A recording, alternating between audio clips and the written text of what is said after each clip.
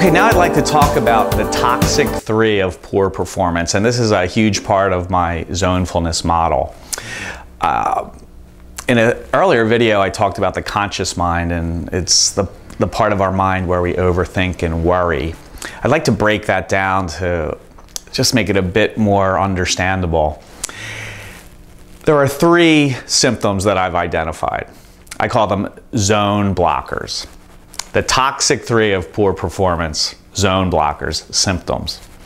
Number 1, and really the king of all zone blockers, is self-criticism. And whenever I work with a team, it's funny, in my notes when I'm preparing to work with the team, I always write opening rant on self-criticism, because I like to let people know the extraordinary difficulty that happens when you're self-critical. And if you are self-critical, let me just put it simply, you cannot get into your zone. Now, I'm not saying you walk around and whistle a happy tune 24 hours a day. I want you to be fiercely focused. I was telling an athlete the other night, I want you to be a killer. I want you to go out there and leave it all on the field. But you cannot take it out on yourself. And that is the number 1 problem. I think it's not remotely debatable. It's the self-criticism, the subtle self-criticism or the major self-criticism. I talk to my athletes about treating themselves like they treat their teammates. And it's uncanny how the team leaders, the athletes who are incredibly supportive of their teammates, beat themselves up, beat themselves down. And sometimes it's such a part of the way they do things that they don't even know it. So it's really interesting and rewarding to point that out to them. And I like to invoke the honor system, where I say you have to be honest, and how would you treat your teammate? So that's number 1, self-criticism of the toxic 3 of poor performance. Number 2 is, I call it whining. It's asking why. Have you ever said, why did I do that? Why did I take that shot? How did I miss that putt? How did I miss that penalty kick? Why? We call it whining. So asking why will keep you in your conscious mind, that part of your mind that keeps you out of your zone. And that's really common as well. The third one is what ifing. And I've yet to meet a human being who hasn't done the what if thing, where they lay in bed at night and wonder about, what if I fail? What if I get cut from the team? What if I don't get a scholarship? What if? So what ifing is, I like to describe it as the world's most toxic symptom phrase. And if I were king of the world, that phrase would be eliminated. So the toxic 3 of poor performance, self-criticism, whining, and what ifing.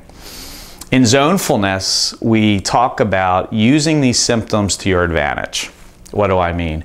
Whenever you're what ifing, you say, thank you, what if, for reminding me. And it's a sarcastic thank you. Thank you, what if, for reminding me to get into my zone, to get into the big 3 of peak performance, which we'll talk about in a subsequent video. But just briefly, the opposite of what ifing is what willing. What will it be like when I succeed?